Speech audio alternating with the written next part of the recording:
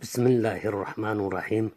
Hamd aytaman insonni aql va til bilan ajratib qo'ygan zotga. Va salovat va salomlar aytaman haqiqatni hujjat bilan ifodalab bergan zotga. Ammo ba'd.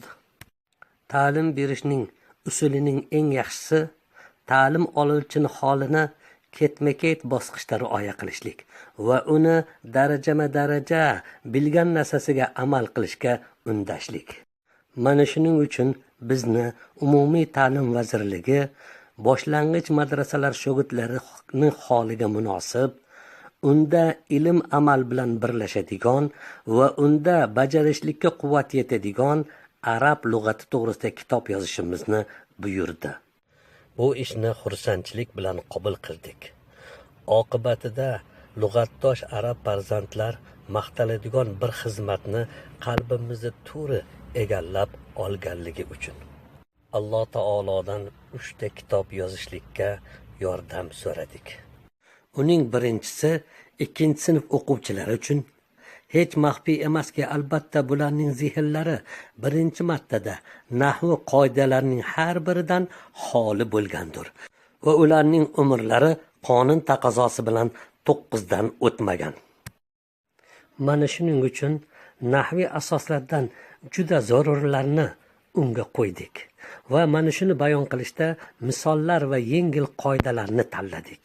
Umumiy aks beruvchi lafzi oz, juda zich ma'nolilarni tanlamadik. So'zimizni unda zohiriy lafzda ko'rinadigan i'roblarni asllarda chegaralantirdik va taqdir jihatidan va o'rin jihatdan bo'lgan i'roblarni zikrni mufassal bayon qilmadik. Faqatgina yengil ishora qildik va qo'shimcha hosil bo'lgan alomatlarni har biri to'g'risida so'z yuritmadik. Hatto bu mavzularni aralashtirib yorishlik bilan o'quvchining zehni ikkilanishliklarga tushib qolmasligi uchun va bu bosqichdagi o'quvchilarga asli alomatlarni tanishligi va far'iylardan va umumiy avomillardan ozginasini hosil qilishliklari kifoya qiladi. Hatto ana shunga tajriba orttirganlardan keyin birinchi kitobni o'z ichiga olgan va mavzularni kengaytirishlik, ba'zi haqlarini sharhini to'liq qilishlik bilan ziyoda qilingan ikkinchi kitobga kirishmoqliklari ularga qiyin bo'lmaydi.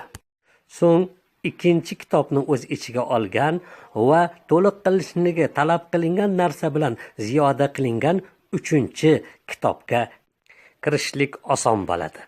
Imkon qadar misollar va mashqlarni keltirishlikda yoshlik vaqtlaridan o'quvchini zehniga muhrlanadigan, qalb sahifalariga chiziladigan, iste'molda kirishib turgan, u bilan ko'p holatlarda foydalanadigan tarkiblarni maqsad qildik. Shunda yetuklik g'oyasiga yetishlik uchun so'zlarida va ishlarida ham u bilan to'g'ri yo'l topadi. Xifni Nosif, Muhammad Diyob, Mustafa Tamum, Muhammad Solih. Tarjimon Muhammad Solihdan ham sizlarga bir istak niyatida bir og'iz so'z.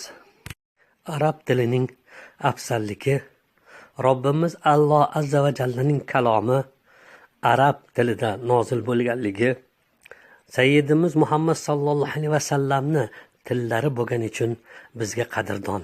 Shuning uchun bunga alohida e'tibor bilan o'rganishlikka harakat qilamiz. Siz Qur'oni Karimni balog'ati, mo'jizasi, lazzat halovatini, Rasululloh sallallohu alayhi vasallamni hadislardagi hikmat ifodalarini to'liq ola olmaymiz.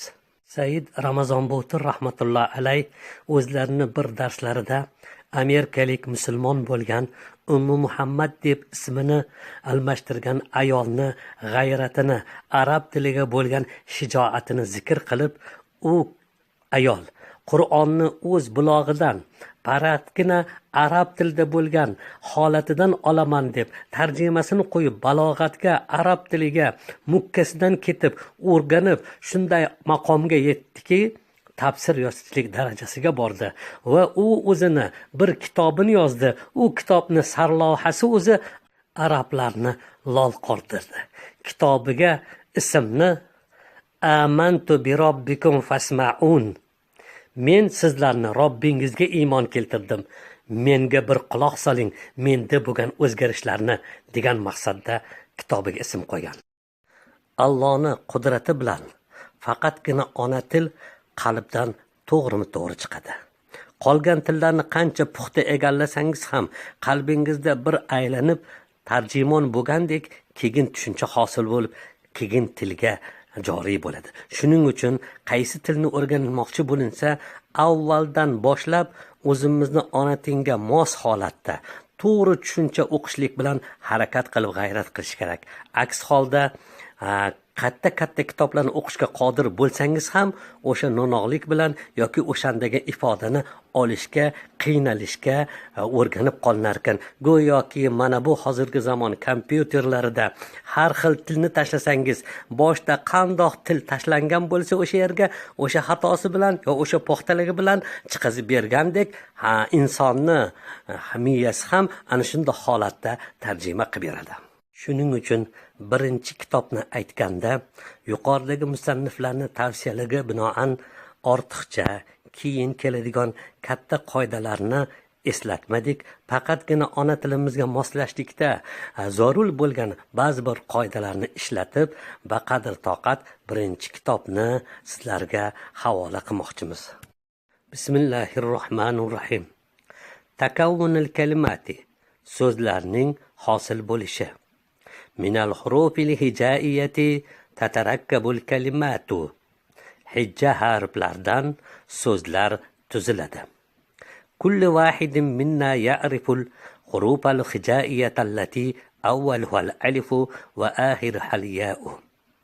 Bizdan har birimiz avvali alif bo'lgan, oxiri yo bo'lgan hijja harflarni bilamiz. فمن هذه الحروف تتكون جميع الكلمات التي نتلفظ بها في محادثتنا ونستعملها في مخاطبتنا. Mana shu harflardan u bilan o'zaro so'zlashuvimizda talaffuz qiladigan va bir-birimizga xitob qilishda, ya'ni murojaat qilishimizda ishlatiladigan jamiki so'zlar hosil bo'ladi.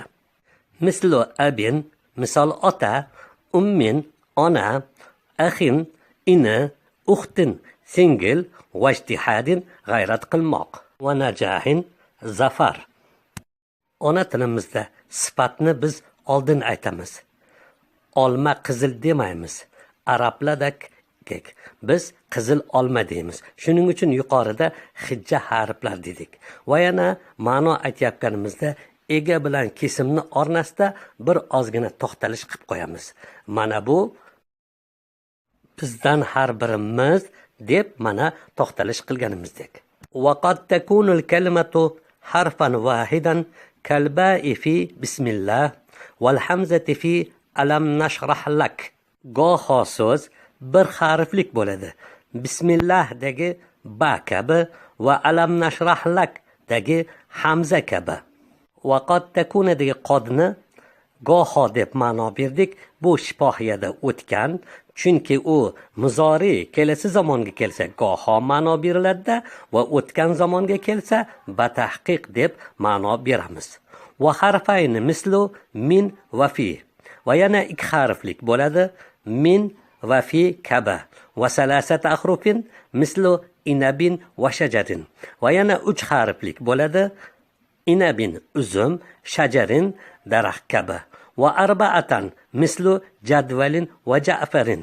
Va 4 harflik bo'ladi.